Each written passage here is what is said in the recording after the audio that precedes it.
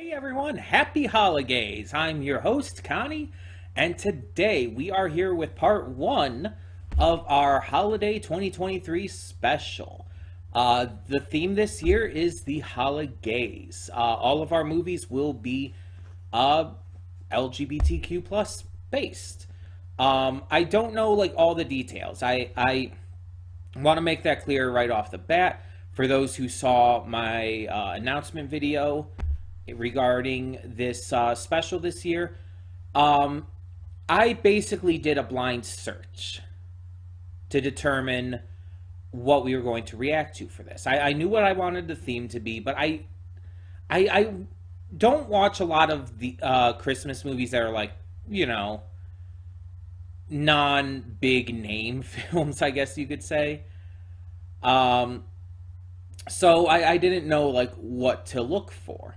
So I basically just went to Google and typed in queer holiday movies, and it gave me a list, and I'm like, okay, let's pick this one, this one, this one. It was pretty much like that. So I don't know what this is about. Today we are reacting to Single All the Way as our first part of our holiday special. I don't know what this is about at all. All I know is it's a queer Christmas movie. Um, so I'm going into this as blind as possible. I don't know if anyone I know is in this. I don't know anything, really. And that kind of makes it interesting. I mean, I'll give you that. Um, but yeah, so just want to kick this off, wishing everyone a happy holidays, no matter what you're celebrating, whether it be Christmas or Hanukkah, Kwanzaa, Yule, anything else. No matter what you're celebrating this time of year, or even if you're not celebrating anything specific. I hope you have a great season, and I hope that you just have the best time during this wintry time where, you know, things can be a little stressful, things can be a little depressing for some people. Just know that you're loved and that we all want you to have an amazing time. So, hopefully, you can at least enjoy a fun movie reaction with me here. And if not, you're probably not hearing this anyway. So, thank you all so much for tuning in. Let's just get this started and hope for the best with this film. So when the screen fades to black, pause this redirect and go to the description below. Follow the link to the reaction, and after you watch it, come back here to the redirect and resume play. Because after it fades to black and then fades back in, everything from that point forward will be my afterthoughts and will contain spoilers to the film. So, that being said, thank you so much for tuning in, and I will see you at the reaction. And we are back, and we'll begin with spoilers in 3, 2, 1, now. So, there were kind of parts of me that were hoping for this movie to, you know, ignore the cliches, the tropes, the standard things that you would see in a holiday romantic movie like this. Because you see these in everything and it gets really old, let's be honest. Um, and it didn't. It very much stood by its tropes. It very much stood by the classic romantic Christmas movie stereotypes and whatnot. It's very formulaic, very standard in that way. But the reason that this is completely acceptable here, the reason that it not only works but is actually a smart decision for them to have done that with, I worded that wrong. The reason why it is such a smart decision that they went with having it be so tropey, so standard, so stereotypical, is because this is also a super gay film. This movie is a gay romance. And instead of trying to make it all about like the issues surrounding like queer acceptance and whatnot, They decided to make it the most tropey, most basic bitch romantic Christmas movie ever, but gay. And that works because it's like you're using all the tropes you see in all these straight uh, Christmas romances, all these Hallmark movies, basically. You think of like the Hallmark Christmas movies, and you'll see all of these tropes. Even right down to like, oh, we're friends, but we never thought about like being together and stuff like that. Um, and having secret feelings for each other, and there being like another love interest, but it doesn't end up having that chemistry that is already there. It's like, oh my god, it's so tropey. But again, because it's depicted in the sense of a gay relationship with gay leading characters who, again, aren't made to be like this spectacle. They're not. The story is not about their sexuality. It's not about anything related to that. They don't have to go through all this trouble with acceptance and whatnot. That's just not in this at all. They're just treated like people who are gay. And yeah, it's brought up obviously a lot that they are gay, and the mother is like reading this book about like how to deal with having a queer kid and everything. And it's like it's definitely brought up, but there's never any points where like you see a character who is homophobic or anything. Um, there's never any conflict surrounding that, which unfortunately in a lot of queer movies you do have because it's realistic. A lot of queer movies, maybe even most of them, that will be a notable conflict. Even if not the central one, it will be a notable conflict that there's going to be characters who are homophobic, or you're going to see like them talk about politics in regards to queer acceptance and whatnot. Stuff like that. Because again, it's realistic. It's something that queer people who are going to be watching it can relate to and understand. It's stuff that they've gone through. But sometimes that's not what we want to see. And for a Christmas movie that is meant to be, cheery and, to steal a word from Molly McGee, and happifying. A movie that's meant to like bring up your mood and just make you feel all warm and fuzzy inside. You kind of don't want that. It kind of like messes with the vibe of being a holiday film.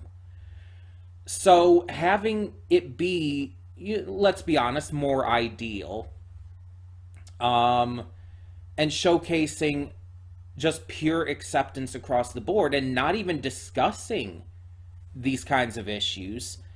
Literally, I think the single only thing in this movie that even touches on that is literally a single line, and it's a joke.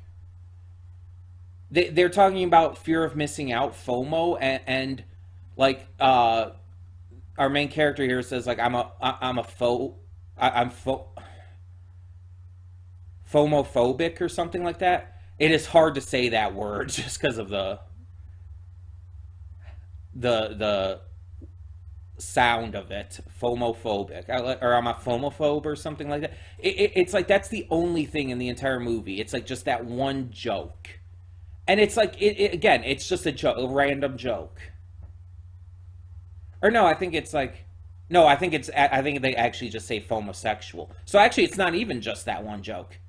No, yeah, I think it was phomosexual to go with homosexual instead of homophobe. Yeah, I think that's what it was. But that again, that means there's not even one thing in this movie that touches on that. And again, I think that works. I think that's important because it doesn't rely on that to tell a queer story. Instead, it's just pure positivity. And again, that works better for a Christmas film, for a holiday film. Because you want these kind of movies to make you feel warm and fuzzy, which is why so many holiday films are romances in the first place.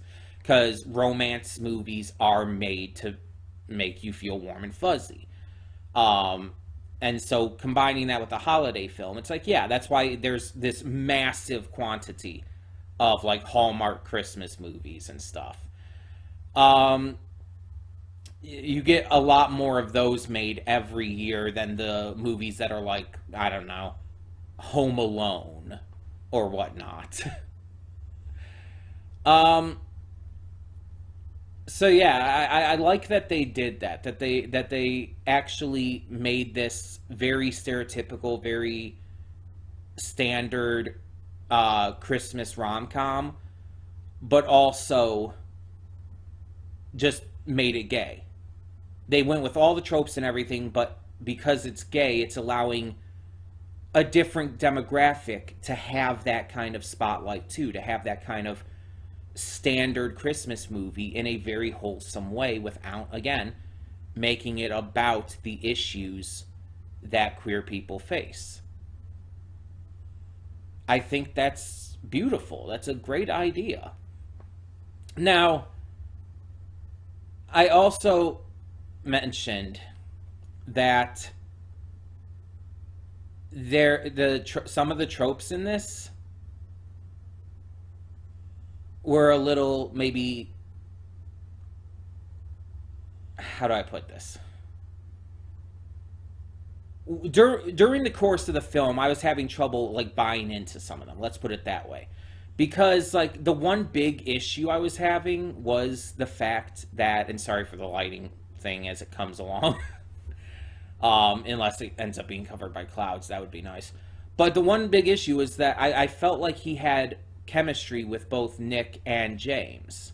You know, I feel like there was chemistry both there, and yeah, after I said that, they started leaning a lot more into the chemistry with Nick.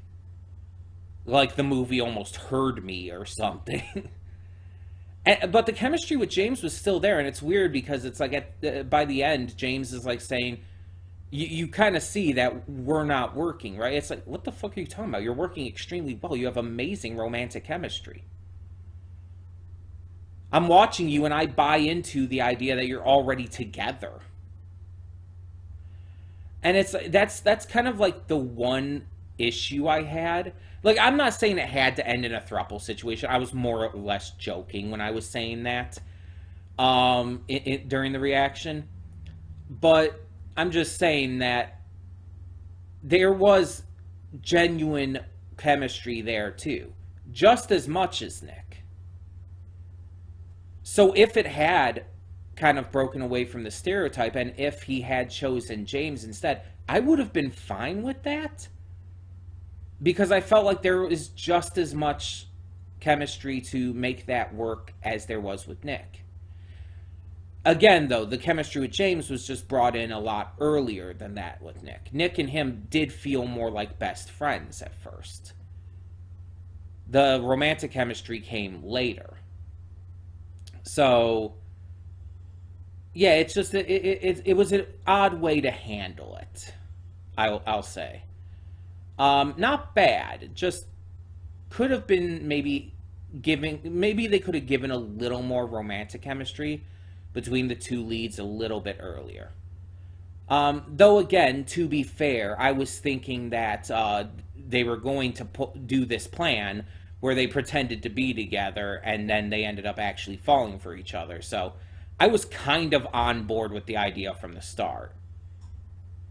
Um, Now, this movie also had some pretty notable cast members. We have Jennifer Coolidge, we have Kathy Najimy, we have Barry Bostwick. It's like, yeah, the leads I don't think I know from anything else. Um, and I didn't recognize their names when I was checking out the cast list. But yeah, it's like these others I definitely recognize from various things. And so it's like some notable names in this for a movie that I had never even heard of prior to you know, looking things up. Like I said in the pre-thoughts, I had to look up movies. All three of the movies that we're doing for the holiday special this year um, are movies I hadn't heard of before. I literally found out about them because I looked them up when when preparing for the special. I just looked up, like I said, on Google, queer holiday movies, and these and a bunch of others came up, and I just picked and chose. So it's like, yeah, uh, pretty notable cast. The actual movie itself, like there was a lot of good comedy in this. There was a couple moments that genuinely really made me laugh. Um, so that they got the comedy of the romantic comedy down. There was also good romance, obviously. And honestly, I think the biggest thing about this, like even outside of like just everything else, it was just fucking cute. Like this movie was super adorable. Like I've seen like obviously a lot of Christmas movies. I've seen a lot of romance movies. Um, and a lot of them just don't read as like this cute. Maybe it's because I'm queer. Maybe it's because I really liked seeing a gay love story told in this kind of stereotypical way, but it felt so adorable. Like these two, like in any of the relationship stuff, whether it be with James or Nick, it just felt like really cute. And I really enjoyed that. The movie was paced really well. This movie's like, what was it? Like an hour 40 minutes? Yeah, just under. And I never felt like I needed to check the time or anything. I felt like I was just enjoying it. Hell, it was kind of over before I really knew it. Though obviously I could tell when it was ending because it's like it has a very standard uh three act structure, let's be honest. Um but at the same time it still went by pretty quickly. I never like felt like it was going too slow or anything, which is good, which is really good. Um there was a lot that I really enjoyed about it in terms of things, but I will say just another quick little thing. I think the family was being a little too pushy on this. Like in the end, they were right, sure, but their pushiness was a little too much, and it's like, Jesus, if my family was that pushy, that would be a problem. But also, my family's also not that accepting. So, to be fair, there's kind of like a pick and choose there. There's kind of like positives and negatives. Because it's like this family is like excessively supporting, like to a degree to where it's like, I really am jealous. But at the same time, the pushiness, trying to like force this relationship to happen. And again, even though they were right, still, it's a bit much. Um, but yeah, if I had to say like a favorite scene, I would probably say and this is kind of like a threefold scene because it's kind of like it's two to three scenes, I guess. But whenever like they're doing the photo stuff, taking the photos, like for the shoots, for the Instagram thing. And I'm not talking about like at the very beginning of the movie. I'm talking about when they're in New Hampshire already, and they're doing the shoots. Nick and James and I've been avoiding it because his name keeps escaping me. But I've been avoiding Peter. I don't know why I've been forgetting his name. But Peter, Nick, and James, like when they're doing like their photo shoots with like the shaving cream beards and everything, it's or was it shaving cream or whipped cream? I couldn't tell. I think it was shaving cream. But um yeah, those I think were my favorite scenes because it's like that just looked really fucking fun. Not just in terms of like, oh, that would be really fun to do, but it feels like the actors looked like they were having a blast doing that. Um, it just looked really cool, really entertaining. Um, and like the photos looked really nice from what we saw of them. Also, goddamn, they like must have really good phones. Though to be fair, I guess like well-paying jobs in California probably do have really good phones. Because those photos were turning out gorgeously. The lighting on those just alone, like my God. Like my phone can take some nice photos, but not like that.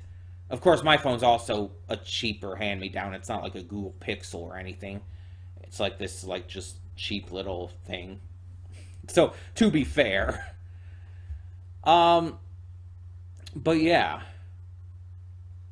really just interesting how this took all of those tropes, all of those standard ideas of a classic, like Hallmark style romantic comedy Christmas movie, and just like did not really anything super differently except just make the lead characters gay.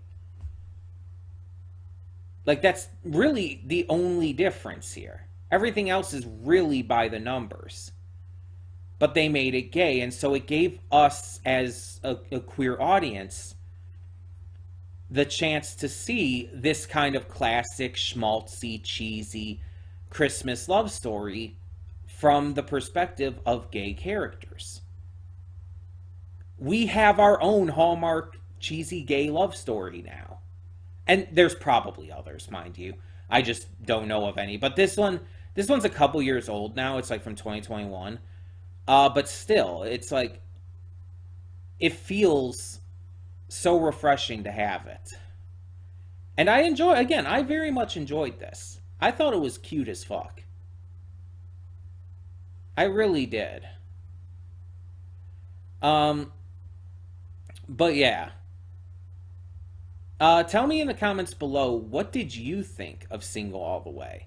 Uh, what did you feel about its tropiness, but done so to represent queer people instead? What did you think about the characters and the romances and everything? Let me know down below. And next week's movie is 8-Bit Christmas. So that will be the movie for next week.